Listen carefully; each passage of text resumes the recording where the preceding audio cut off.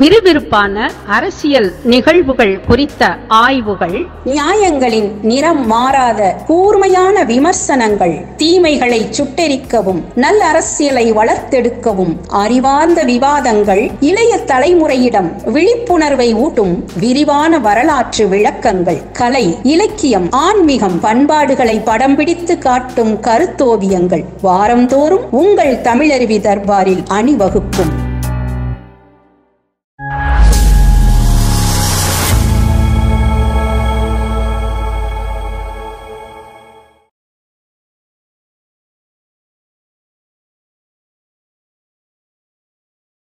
தமிழருவி தர்பார் நேயர்களுக்கு வணக்கம். செந்தமிழ் இலக்கியச்சாறு பகுதிக்கு மீண்டும் உங்களை வரவேற்பதில் மகிழ்ச்சி அடைகின்றேன். வணக்கம் ஐயா. வணக்கம் வாசுகி. ஐயா, கடந்த பதிவை நாம் வெளியிட்டு இப்போது அது ஒளிபரப்பாய் கொண்டிருக்கிறது. நீங்கள் ரொம்ப வருத்தப்பட்டு பேசியிருந்தீங்க. நல்லனவற்றை கேட்பதற்கும் நல்லனவற்றை சிந்திப்பதற்கும் நல்லனவற்றை பேசுவதற்கும் மக்கள் வெகும் குறைந்த எண்ணிக்கையில் தான் இருக்கிறார்கள், அதை யாரும் செவிமடுப்பதில்லை என்று வருத்தப்பட்டு பேசியிருந்தீர்கள். ஆனால் இந்த பதிவை பார்த்துவிட்டு கருத்துக்களை பதிவு செய்தவர்கள் கமெண்ட் பாக்ஸில் இது போன்ற தமிழ் இலக்கியம் சார்ந்த நிகழ்ச்சிகளை தொடர்ந்து நீங்கள் பண்ணிக்கொண்டே இருங்கள் ஐயா, அமைதியாக நீங்கள் செய்யும் தமிழ் தொண்டுக்கு மிக்க நன்றி, இது எங்களை போன்ற ஆர்வம் உள்ளவர்கள் இந்த நிகழ்ச்சியை பெரிதாக வரவேற்கிறோம் என்று கருத்து பதிவுகள் செய்திருந்தார்கள் ஐயா. இதை பற்றி நீங்கள் என்ன நினைக்கிறீர்கள்? பொதுவாகவே வாசுகி, நான் பல்வேறு இணையதளங்களுக்கு நேர்காணல் வழங்குகிற பொழுது எந்த மாதிரியான பின்னூட்டங்கள் பதிவு செய்யப்படுகின்றன என்பது குறித்து நான் பார்வையை செலுத்துவதே கிடையாது. ஏனென்றால் பரவலாக மனநோய்க்கு உட்பட்டவர்கள் அவரவருடைய வக்கரத்தை வெளிப்படுத்துவது போல எதையாவது எழுதி கொண்டிருப்பார்கள். அதையெல்லாம் நாம் படித்து பார்த்து நம்முடைய நேரத்தை விரயப்படுத்தலாகாது என்று நினைப்பவன் நான். ஆனால் தமிழருவி தர்பாரை பொறுத்தவரையில் மிகவும் தரமான உயர்ந்த ரசனை உள்ள பண்பாடு மிக்க பார்வையாளர்களைத்தான் நாம் பெற்றிருக்கிறோம். அதனாலே தான் இந்த தமிழருவி தர்பாரில் நமக்கென்று ஒரே ₹1 வருவாய்க்கான வாய்ப்பும் இதில் இல்லை என்றாலும், ₹1 பெற வேண்டும் என்கிற நோக்கமே நமக்கு இல்லை என்றாலும், நாம் மிகுந்த ஈடுபாட்டோடு இந்த தமிழருவி தர்பாரில் நம்முடைய பங்களிப்பை தருகிறோம். அதற்கு ஒரே காரணம், இதில் பார்க்கக்கூடிய பார்வையாளர்கள் மிகவும் தரமானவர்கள், பல தளங்களில் இயங்கக்கூடியவர்கள், உலகத்தின் பல்வேறு பகுதிகளில் இருந்து இதை பார்த்து மகிழக்கூடியவர்கள். அதனால் இந்த தமிழருவி தர்பாரில் வரக்கூடிய பின்னூட்டங்களை மட்டும்தான் நான் பார்ப்பேன். இந்த முறை பார்த்தேன், 2400 பேர் பார்த்திருக்கிறார்கள் என்பதை பார்த்த பொழுது, சரி, நாம் சொன்னதை மிகச்சரியாக நம்முடைய மக்கள் நிரூபித்திருக்கிறார்கள். நல்லனவற்றை கேட்கவோ பார்க்கவோ பேசவோ நம் மக்கள் தயாராக இல்லை என்ற வருத்தம் எனக்கு இன்றல்ல, 50 ஆண்டு காலமாகவே தொடர்ந்து இருக்கிறது. அந்த நிலையிலும் நான் இயங்கிக் கொண்டிருக்கிறேன். விடாமல் நான் நல்லனவற்றை சொல்வதும் எழுதுவதும் அதை ஒரு பணியாகவே வைத்து கொண்டிருக்கிறேன். ஆனால் இந்த பின்னூட்டங்களை பார்க்கிற பொழுது 2400 பேர் பார்த்திருந்தாலும் கூட எந்த அளவுக்கு அவர்கள் ஈடுபாட்டோடு இதை பார்த்திருக்கிறார்கள், எந்த அளவுக்கு சங்க இலக்கியங்களில் மூழ்கி திளைக்க வேண்டும் என்கிற ஆர்வத்தை அவர்கள் வெளிப்படுத்தி இருக்கிறார்கள் என்ற நிலையில் நான் மிகுந்த மகிழ்ச்சி அடைந்தேன். காலகட்டத்தில் கால ஓட்டத்தில் 2400 2,40,000 ஆகக்கூடும். அது குறித்தெல்லாம் நாம் கவலைப்படவில்லை. என்னை பொறுத்தவரையில் தமிழருவி தர்பார் என்பது கால பெட்டகம். ஏதோ இன்று சொன்னது இன்றோடு முடிவது என்று இல்லாமல், எந்த காலத்திலும் இந்த தமிழருவி தர்பாருக்குள்ளே சென்று பார்க்கிற பொழுது அவை அந்தந்த காலச்சூழலுக்கு ஏற்றாற்போல் அனைவருக்கும் பயன்படக்கூடிய அளவுக்கு அமைய வேண்டும் என்பதுதான் நம்முடைய தாகமும் தவிப்பும். அது நிறைவேறி கொண்டிருக்கிறது என்பதை இந்த பின்னூட்டங்களின் மூலமாக பார்த்து நான் மகிழ்ச்சி அடைந்தேன். இப்போது இந்த ஒளிப்பதிவிற்காக நான் கிளம்பி வந்து கொண்டிருக்கும் போது ஒருவர் என்னை தொலைபேசியில் அழைத்தார். அவர் பெயர் எனக்கு மறந்துவிட்டது. அரக்கோணத்தில் ஆசிரியராக பணிபுரிந்து கொண்டிருக்கிறாராம். அவர் உங்களுடைய தீவிர ரசிகராம். இந்த இலக்கிய பாடல்கள் நீங்கள் சொன்னதெல்லாம் கேட்டுட்டு இதுவரைக்கும் நான் வேறு விதமான பொருளை எல்லாம் எடுத்து படித்து கொண்டிருந்தேன். என் மனதில் அந்த மாதிரி தோன்றிய பொருள்களுக்கெல்லாம், என் சந்தேகங்களுக்கெல்லாம் பதிலளிக்கக்கூடிய வகையில் ஐயாவுடைய பதிவுகள் இருந்தது. இன்னும் என் மனதில் இருக்கின்ற பல சந்தேகங்களை ஐயாவோடு தொலைபேசியில் தொடர்பு கொண்டு அதை நான் தெளிவுபடுத்தி கொள்ளலாமா என்று கூட இப்போ கொஞ்ச நேரத்துக்கு முன்னாடி கூட கேட்டார் ஐயா. இது பல வகைகளில் எத்தனை பேர் பார்க்கிறார்கள் என்பதை நாம் மறந்துவிட்டு பார்ப்பவர்கள் மனதில் எத்தகைய மாற்றத்தை உண்டு பண்ணுகிறது, எத்தகைய ஒரு அறிவு தேடலை நாம் கொடுத்திருக்கிறோம் என்ற ஒரு மனநிறைவோடு நாம் இந்த நிகழ்ச்சிக்குள் போகலாம். உண்மைதான். இப்பொழுது இந்த பின்னூட்டங்களைத்தான் நான் பார்க்கிறேன், வேறு எதையும் நான் பார்க்கின்ற வழக்கம் கிடையாது என்பதை உங்களுக்கு நான் சொன்னேன். எல்லாமே ரொம்ப அற்புதமாகவும் அறிவார்த்தம் விளங்கக்கூடிய வகையிலும் தான் அவர்கள் பதிவுகளை செய்திருக்கிறார்கள். சிலவற்றை ஆங்கிலத்தில் பதிவு செய்திருப்பவரெல்லாம் மிக அழகாக தங்களுடைய கருத்தை வெளிப்படுத்தி இருக்கிறார்கள். இது போன்றவர்களுடைய எண்ணிக்கை பல்கி பெருக வேண்டும் என்பதுதான் எனக்கான ஆசை. இவற்றையெல்லாம் நான் படிக்கிறேன். அதில் ஒரு சகோதரி கூட, நான் உங்களோடு தொலைபேசியில் தொடர்பு கொள்வதற்கு எப்படி ஐயா என்றெல்லாம் கேட்டிருக்கிறார்கள். அப்படி நாம் அதற்கெல்லாம் வாய்ப்புகளை வழங்குவது என்று ஆரம்பித்தால் அது ஒரு தொடர்கதையாக போய்விடும். மற்றபடி அந்த அம்மையாருடைய ஆர்வத்தை நான் மதிக்கிறேன், போற்றுகிறேன். என்னளவில் எல்லாவற்றுக்கும் என்னால் பதில் சொல்ல முடியாது. இதில் ஒரு மனிதர் பின்னோட்டத்தில் ரொம்ப அழகாக சொல்கிறார், நீங்கள் வாரத்திற்கு ஒரு 4 புத்தகங்களையாவது பரிந்துரை செய்தால் நல்லது என்கிறார். இவையெல்லாம் கேட்பதற்கு மகிழ்ச்சியாக இருக்கிறது. வாசிப்பு என்பது அவருடைய ரசனைக்கு ஏற்றாற்போல் வேறுபடுவது. இருந்தாலும் இவற்றை நான் மனதில் பதிவு செய்து கொள்கிறேன். பின்னொரு சமயம் இவற்றையெல்லாம் நான் நிறைவேற்றுவேன். இன்னொருவர் 5 திணைகளை பற்றி கூட பேசலாம் என்று அதை படித்தேன். அதாவது திணை, துறை என்றெல்லாம் நாம் உள்ளுக்குள்ளே போய் அதை ஒரு ஆய்வு ரீதியாக அணுக முயன்றால் இந்த எளிதாக சாதாரண மக்களிடமும் கொண்டு போய் சேர்க்க வேண்டும் என்று நினைக்கிறோமே, அது அடிபட்டு போய்விடும். அதனால் ஒரு பாடல், அந்த பாடல் எந்த துறை சார்ந்தது, எந்த திணை சார்ந்தது என்பதையெல்லாம் விளக்கி நாம் சொல்ல வேண்டியது இல்லை. அப்படி பார்த்தால் அது இலக்கண இலக்கிய வகுப்பு நடத்துவது போல் இருக்கும். நம்முடைய நோக்கம் எவையெல்லாம் வாழ்வியல் சார்ந்த பேருண்மைகளை 2000 ஆண்டுகளுக்கு முன்பே நம்முடைய இலக்கியங்கள் பதிவு செய்திருக்கின்றன என்பதை மட்டும் இவர்கள் அறிந்து கொண்டால் போதும். அந்த அளவுக்கு இதை நான் கொடுக்க விரும்புகிறேனே தவிர என்னுடைய புலமையையும் தமிழ் சார்ந்த என்னுடைய ஆழ அகல நீள பரிமாணங்களையும் வெளிப்படுத்துவதற்கு நான் விரும்பவில்லை. ரொம்ப நல்லதையா. இன்றைய பாடலுக்குள் நாம் செல்லலாம். மனித பிறவி என்பது ஒரு ஒப்பற்ற பிறவி. ஓரறிவிலிருந்து தொடங்கி 6 அறிவு வரை பல பரிணாமங்களை எடுத்த பின்புதான் இந்த மனிதத்தன்மையை நாம் அடைகின்றோம். கிடைப்பதற்கும் அரிதாக கிடைத்த இந்த மனிதத்தன்மையை கொண்டுதான், இதன் மூலம்தான் இறைத்தன்மையை நாம் அடைவதற்கு முயற்சி செய்ய வேண்டும். ஆனால் இயல்பிலேயே நம்மில் பெரும்பாலானவர்கள் வாழ்க்கையில் குறைகளை பற்றியே அதிகம் பேசுபவர்களாக இருக்கிறார்கள்.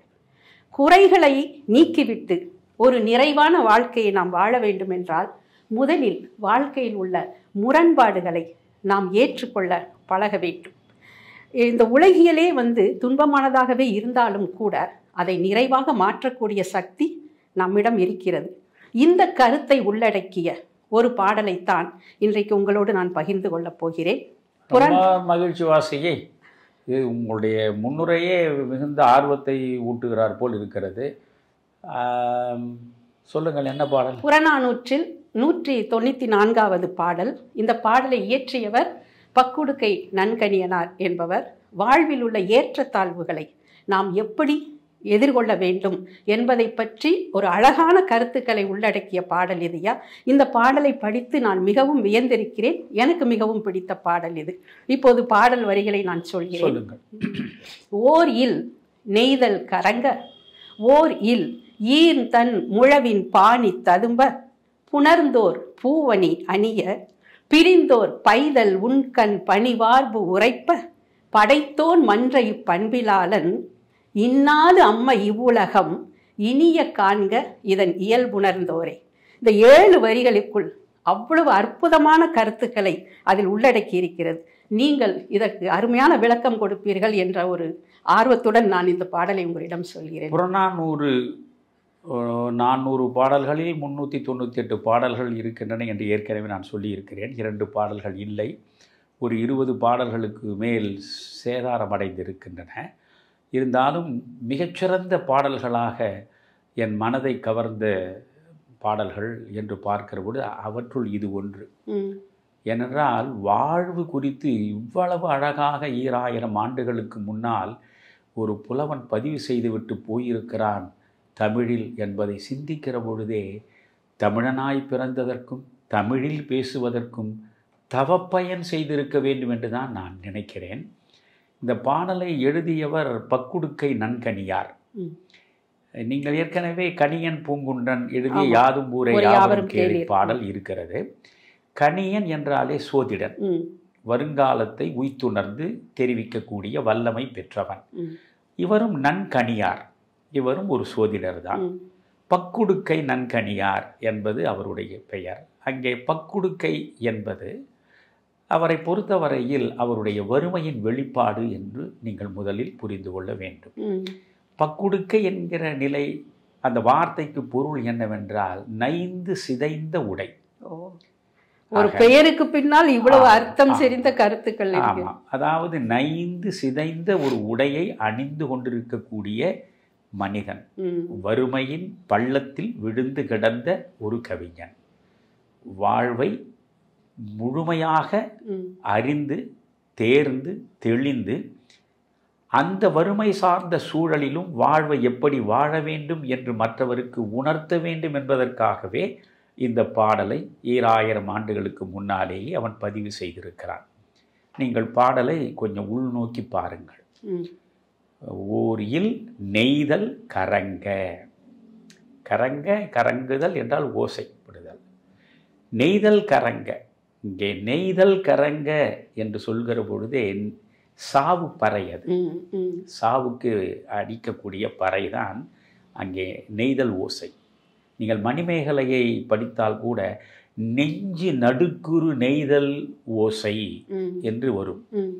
அந்த ஓசையை கேட்கிற பொழுதே நெஞ்சமே நடுங்கும். ஏனென்றால் ஒரு மரணத்தை, ஒரு இழப்பை எடுத்து சொல்லக்கூடிய இசை அது. அதனால் ஓர் இல் நெய்தல் கரங்க, ஓர் இல் ஈர் தன் முழவின் வாணி ததும்ப, புணர்ந்தோர் பூவணி அணிய, பிரிந்தோர் பைதல் உண்கண் பணிவார்பு உரைப்ப, படைத்தோன் மன்ற, அங்க கொஞ்சம் இடைவெளி விடணும் நம்ம, இப்பண்பிலாளன், படைத்தோன் மன்ற இப்பண்பிலாளன், இன்னாதம்ம இவ்வுலகம் இனிய காண்க இதன் இயல் உணர்ந்தோரே என்பது.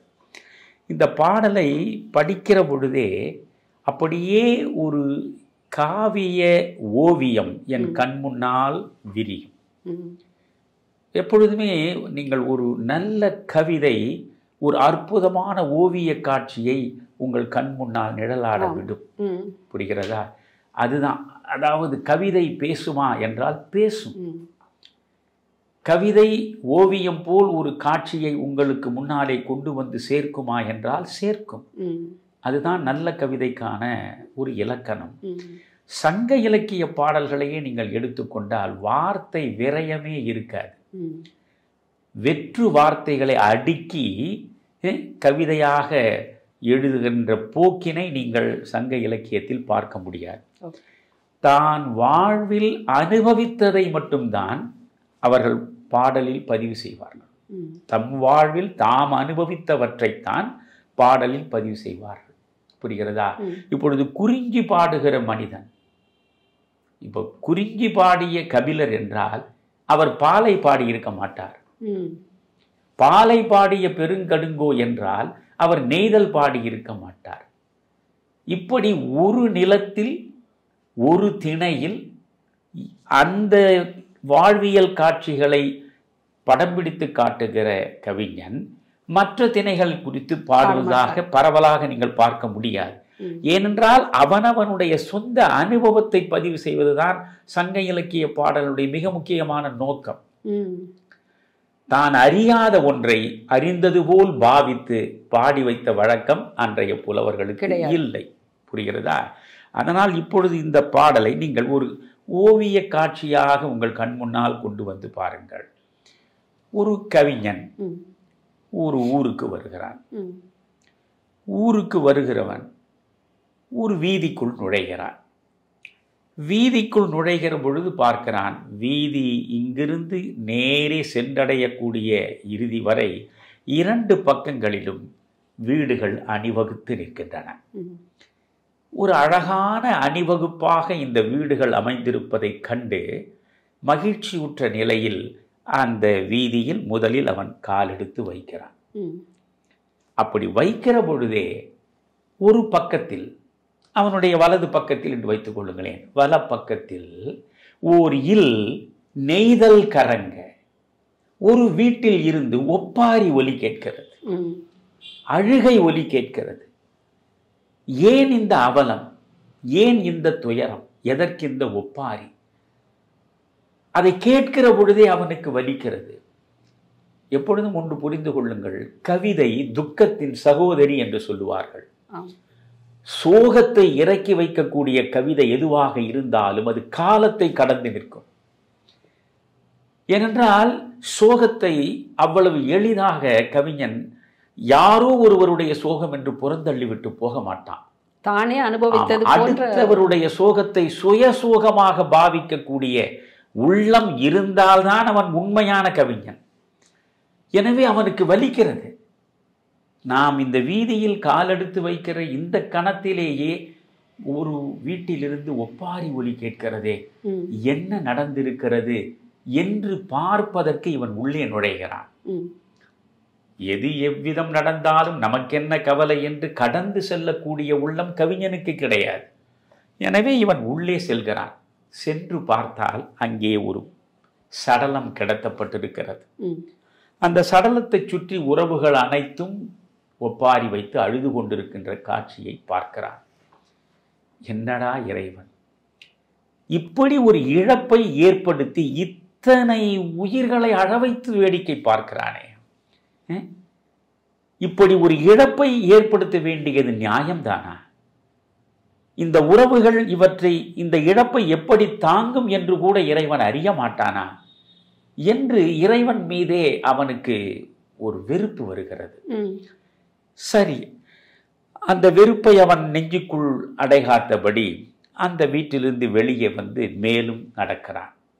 அப்படி நடந்து பல வீடுகளை கடக்கிற நிலையில் இடப்பக்கத்தில் ஒரு வீட்டிலே இருந்து மங்கள ஓசை கேட்கிறது, மங்கள ஒலி கேட்கிறது.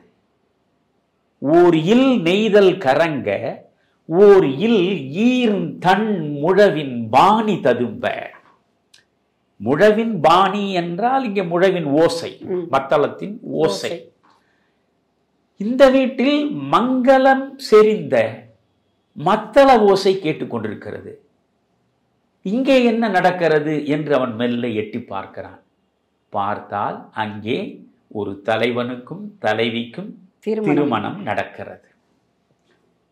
யோசிக்கிறான். ஒரு இடத்தில் மரணம், இன்னொரு இடத்தில் ஜனனத்திற்கான திருமணம். ஆணும் பெண்ணும் இணைந்தால்தானே ஒரு பிறப்பு.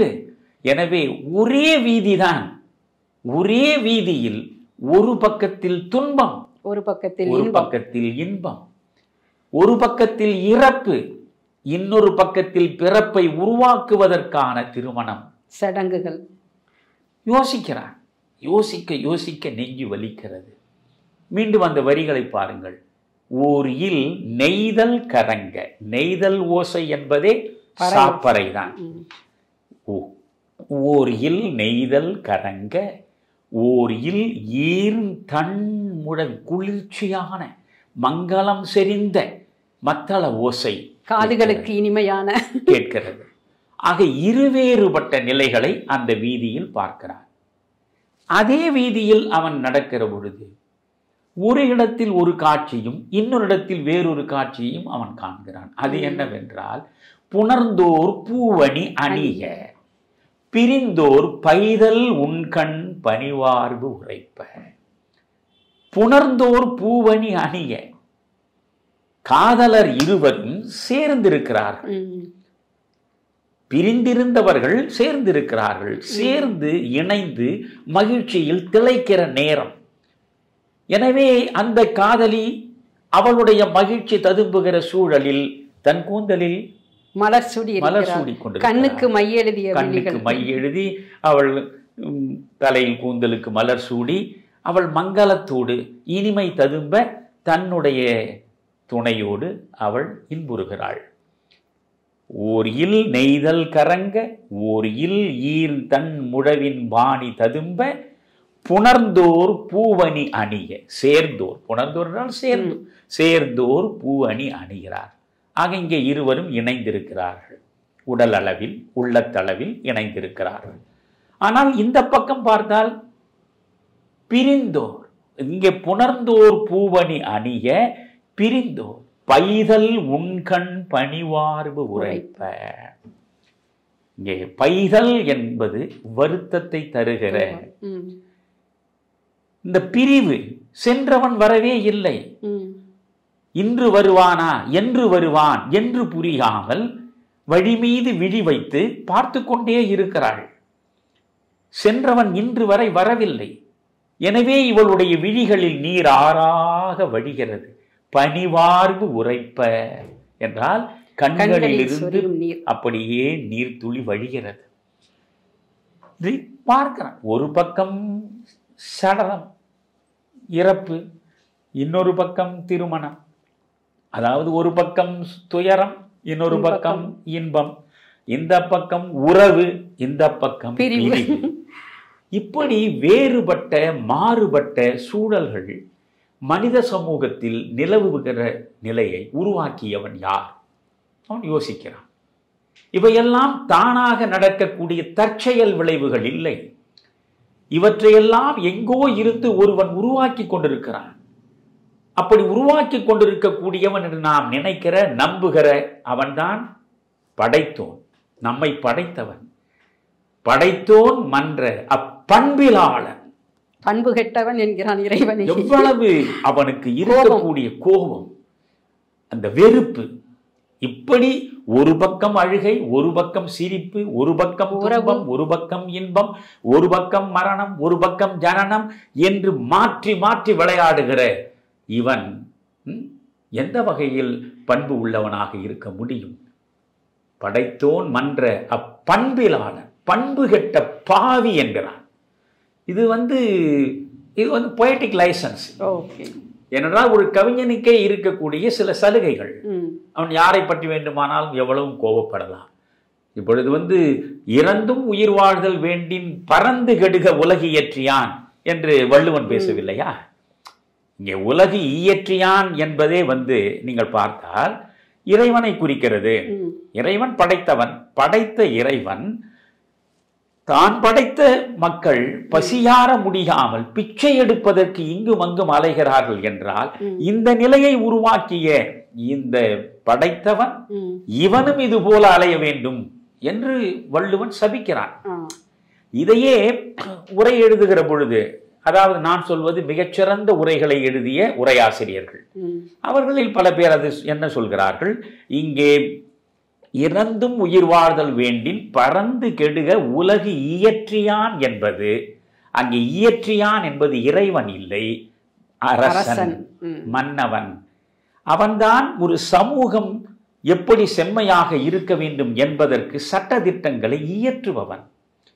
அதனாலேதான் நீங்கள் இதே புறநானூரில் பார்த்தாலும் மாறி பொய்ப்பினும் வாரி குன்றினும் இயற்கை அல்லன செயற்கை தோன்றினும் காவலன் பழிக்கும் கண்ணகர் ஞாலம் என்று வேறொரு இடத்தில் புறநானூரில் வருகிறது.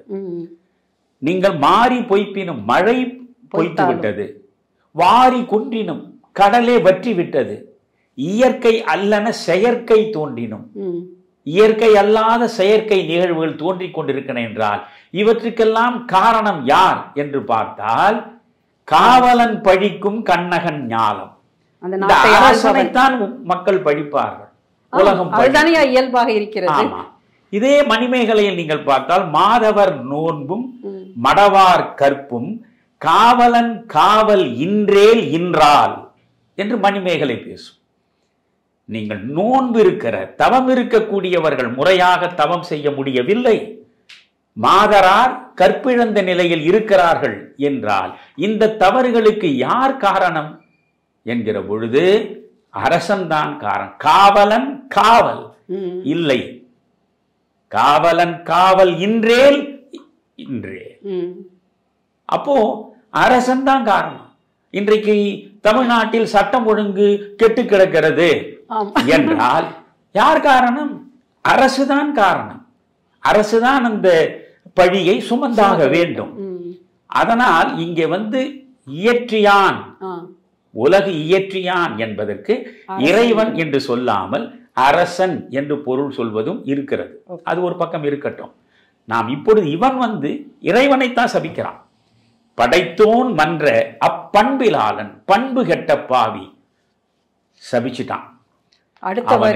அவனுக்கு வந்த கோபத்துல இந்த வார்த்தையை அவன் வெளிப்படுத்துறான். பிறகு சிந்திக்கிறான், உலகம் என்பது என்ன, உலகத்தின் இயல்பு என்பது என்ன, மனித வாழ்வு என்பது என்ன யோசிக்கிறான். நாம் பிறப்பதற்கு முன்பு என்னவாக இருந்தோம் தெரியாது, அது ஒரு சூன்யம். இறந்த பிறகு என்ன ஆகப் போகிறோம் தெரியாது, அது ஒரு சூன்யம். இரண்டு சூனியங்களுக்கு இடையேதான் நம் வாழ்க்கை ஊஞ்சலாடி கொண்டிருக்கிறது. புரிகிறதா? இந்த வாழ்க்கை ஆழமாக யோசிக்க வேண்டிய இடம் இது. நாம் இந்த இடத்தில் பிறக்க வேண்டும் என்று விரும்பி பிறந்தது கிடையாது, பிறக்க வேண்டும் என்றே நாம் நினைந்து பிறந்தது கிடையாது. பிறப்பும் இறப்பும் நம் வசம் இல்லை என்பான் பாரதி. எனவே நம் வசம் இல்லாதது பிறந்து விட்டோம், விருப்பமில்லாமலே பிறந்து விட்டோம். பிறந்த பிறகு நாம் விரும்புகிறார் போன்ற சூழ்நிலை தான் நம்மை சுற்றி அமைய வேண்டும் என்று நினைத்தால் அதுவும் நடப்பதற்கு வாய்ப்பில்லை. நாம் எந்த மாதிரியான சூழல் நம்மை சுற்றி இருக்க வேண்டும் என்று நினைக்கிறோம் அதற்கு முற்றிலும் முரணான ஒரு சூழல் இருக்கிறது. இப்பொழுது யோசியுங்கள், நான் பிறவி எடுக்க வேண்டும் என்று நினைக்கவில்லை, பிறந்து விட்டேன்.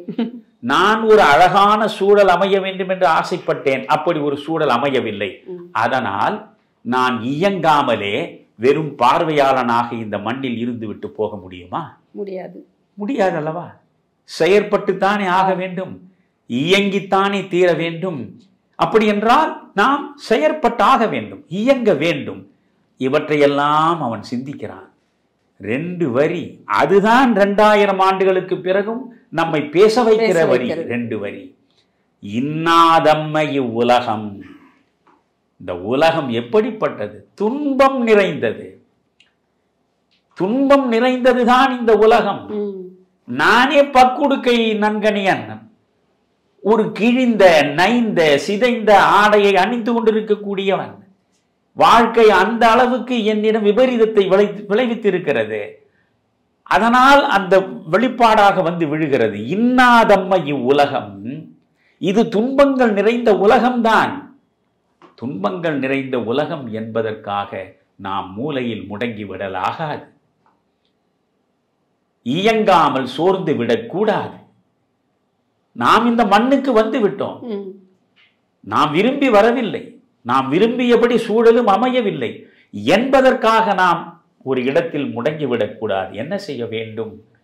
இது துன்பம் நிறைந்த உலகம்தான். ஆனால் இந்த துன்பம் நிறைந்த உலகத்திலும் எங்காவது இன்பங்கள் இருக்கின்றனவா என்று தேடி கண்டடைய வேண்டும். இன்னாதம்மை இவ்வுலகம் இனிய காண்க இதன் இயல்பு உணர்ந்தோரே.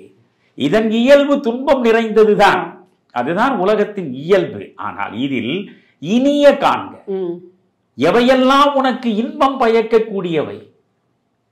அதாவது ஆண்டியானாலும் சரி, அரசனானாலும் சரி, பிறப்பு தொட்டு இறப்பு வரையில் இன்பத்தை மட்டுமே அனுபவித்தவன் என்று ஒருவனும் கிடையாது, துன்பத்தை மட்டுமே தொடர்ந்து சந்தித்தவன் என்றும் ஒருவனும் கிடையாது. அதாவது வாழ்க்கை நதியே இன்பமும் துன்பமும் இரண்டர கலந்ததுதான். கால ஓட்டமே இரவும் பகலும் இரண்டும் இணைந்ததுதான். மனித உணர்வே, நீங்கள் மனித உணர்வு அனுபவம் சார்ந்து வெளிப்படுவது தானே, அந்த உணர்வும் கசப்பும் இனிப்புமாக காட்சி தருவதுதான். உலகத்து இயற்கையை நாம் புரிந்து கொண்டு துன்பம் நிறைந்த இந்த உலகத்தில் துன்பங்களை தவிர்த்து விட்டு இன்பமாக வாழ்வதற்கு வழி என்ன என்று நீ தேடி தேடி அந்த இன்பத்தை அடைவதற்கு முயன்று பார்க்க வேண்டும் என்று நமக்கு வழிகாட்டுவதற்காகத்தான் இந்த பாடலை பக்குடுக்கை நன்கணியார் படைத்திருக்கிறார். ஐயா, இந்த இடத்துல பார்த்தீங்கன்னா, இப்போ நம்ம வாழ்க்கையில் நாம் அனுபவிக்கின்ற இன்பம் துன்பம் இதனுடைய அளவீடு என்பதே நாம் அவற்றை எப்படி எதிர்கொள்கிறோம் என்பதை பொறுத்து தான் இருக்கிறது. இந்த தருணத்தில் சுமைதாங்கி என்ற படத்தில் கவிஞர் கண்ணதாசன் எழுதிய ஒரு பாடல் தான் எனக்கு நீங்கள் சொன்னதை வைத்து எனக்கு நினைவிற்கு வருகிறது. வாழ்க்கை என்றால் 1000 இருக்கும், வாசல் தோறும் வேதனைகள் இருக்கும், நாடி வந்த துன்பம் எதுவென்றாலும் வாடி நின்றால் ஓடுவதில்லை, உனக்கும் கீழே உள்ளவர்கள் கோடி, நினைத்து பார்த்து நிம்மதி நாடு. இவர் என்ன சொல்ல வராருன்னா, வாழ்க்கையில போராட்டங்கள் துன்பங்கள் இருக்கத்தான் செய்யும். ஆனால் அந்த துன்பத்தை எதிர்கொள்கின்ற மன வலிமை இருந்துவிட்டால் அமைதியாக வாழலாம் என்பதுதான் கவிஞர் இங்கு பதிவிடுகிறார். இந்த புறநானூற்று பாடலை தழுவித்தான் அவர் இந்த பாடலை இயற்றியிருப்பாரோ என்று கூட எனக்கு நினைக்க தோன்றியது. இது புறநானூற்று பாடலை தழுவி அவர் இதை எழுதலை. இதை முழுக்க முழுக்க உனக்கும் கீழே உள்ளவர் கோடி, நினைத்து பார்த்து நிம்மதி நாடு என்று எழுதியதே நீங்கள் தம்மின் மெலியாரை நோக்கி தமதுடைமை அம்மா பெரிதென்று அகமகிழ்க என்பது குமரகுருவருடைய வாக்கு. அந்த முதல் 2 வரிகள் தம்மின் மெலியாரை நோக்கி தமதுடைமை அம்மா பெரிதென்று அகமகிழ்க. என்னை விட மெலிந்தவன், என்னை விட விழுந்து கிடப்பவன், என்னை விட பலவீனமானவன், என்னை விட வறுமையில் வாடுபவன், அவனை பார்க்கிற பொழுது அவனை விட நான் எவ்வளவோ மேன்மையானவன் என்று நினைத்து நம் நெஞ்சத்தில் ஆறுதலை தேடிக் கொள்ள வேண்டும். தம்மின் மெலியாரை நோக்கி தமதுடைமை அம்மா பெரிதென்று அகமகிழ்க. அதைதான் இதை சொன்ன குமரகுருவர் சொன்னது என்பது எத்தனை பேருக்கு புரியும்? தெரியாது. ஆனால் உனக்கும் கீழே உள்ளவர் கோடி, நினைத்து பார்த்து நிம்மதி நாடு என்று எவ்வளவு அழகாக எளிமையாக சாதாரண மக்களும் புரிந்து கொள்கிறார் போல் அதை கொண்டு சேர்த்தானே. அதுதான் கவிஞன் கண்ணதாசனுடைய இலக்கிய சேவை. அது நீங்கள் வந்த துன்பம் எதுவென்றாலும் வாடி நின்றால் ஓடுவதில்லை. நீங்கள் பைபிளையே எடுத்துக்கொண்டு பார்த்தால் கர்த்தர் கூற்றே இருக்கிறது. கர்த்தர் சொல்கிறார், கவலைப்படுவதனாலே உன்னுடைய முடியில் ஒரு முடி கூடுதலாக வளருமா அல்லது விழுமா? உன்னுடைய உயரத்தில் ஒரு அங்குலம் கூடுமா அல்லது குறையுமா? நீ கவலைப்பட்டு அதனால் ஆகப் போவது ஒன்றும் கிடையாது. அதனால வந்த துன்பம் எதுவென்றாலும் வாடி நின்றால் ஓடுவதில்லை என்பது. இப்ப நான் இதை நிறைவு செய்வதற்கு ஒரு அழகான விஷயம் சொல்றேன் வாசுகி. இந்த வாழ்க்கையை நாம் புரிந்து கொண்டு வாழ வேண்டும். இங்கே பக்குடுக்கை நன்கணியாருடைய நோக்கமே துன்பம் நிறைந்த இந்த உலகம், உன்னை சுற்றிலும் எல்லா பக்கங்களிலும் துன்பம்தான் சூழ்ந்திருக்கிறது என்று நினைத்து நீ சுருங்கி விடாதே. இந்த துன்பங்களுக்கு இடையிலும் இன்பத்தை தேடு. அந்த இன்பங்களை அடைந்து மகிழ்ச்சியாக வாழ பழகு என்பதுதான். நான் இதற்கு ஒரு அழகான விஷயம் சொல்றேன். இது ஒரு கற்பனை கதை தான். ஒரு ஜென், ஒரு ஜெயின், ஒரு சூஃபி, 3 பேர் இருக்கிறார்கள். ஜெயின் என்றால் சமண முனிவர், சமணர். ஜென் ஒரு துறவி, ஜென் தத்துவத்தை ஏற்று நடக்கக்கூடிய ஜென் துறவி. ஒரு சூஃபி, இஸ்லாமிய மரபில் சித்தர் மரபில் வந்தவர் சூஃபி. 3வரும் ஒரு நாள் சொர்க்கத்திற்கு அழைக்கப்படுகிறார்கள். 3வரும் சொர்க்கத்தில் உட்கார்ந்தார்கள். தங்க நாற்காலிகள் போட்டு அவர்களை உட்கார வைத்தார்கள். பிறகு ஒரு தேவதை வருகிறாள். அவளுடைய தட்டில் 3 பொற்கிண்ணங்கள் இருக்கின்றன. அந்த பொற்கிண்ணங்களில் ஒரு வகையான ரசம் ஊற்றப்பட்டிருக்கிறது. அவள் முதலில் இந்த சமணரிடம் வருகிறாள். முனிவரே, இந்த ஜீவரசம் இது, அதுக்கு பேரே வாழ்க்கை என்னும் ஜீவரசம். இந்த ஜீவரசத்தை நீங்கள் கொஞ்சம் பருகுங்கள் என்கிறாள். உடனே அவர் அதை தொடவும் தயாராக இல்லை. அப்பாலே போ, வாழ்க்கையே துன்பமயமானதுதான். பிறப்பிலும் துன்பம், வாழ்விலும் துன்பம், இறப்பிலும் துன்பம், இளமையில் துன்பம், முதுமையில் துன்பம், எல்லா காலங்களிலும் எல்லா நேரங்களிலும் துன்பம் துன்பம் துன்பம் நிறைந்ததுதான் வாழ்க்கை. இதில் என்ன இன்பம் இருக்கிறது இந்த ரசத்தை பருகுவதற்கு? அப்பாலே போ என்று எரிந்து விழுகிறார். உடனே அவள் என்ன செய்தாள்? பக்கத்திலே இருக்கிற சென்னிடம் வருகிறாள். ஐயா, நீங்கள் இதை பருகுகிறீர்களா என்றாள். சென் பார்க்கிறார், பக்கத்தில் உள்ள சமணர் செய்தது சரியில்லையே. ஒன்றை அனுபவிக்காமலேயே அது தீயது, அது கசப்பானது என்று முடிவுக்கு வருவது எந்த வகையில் சரி?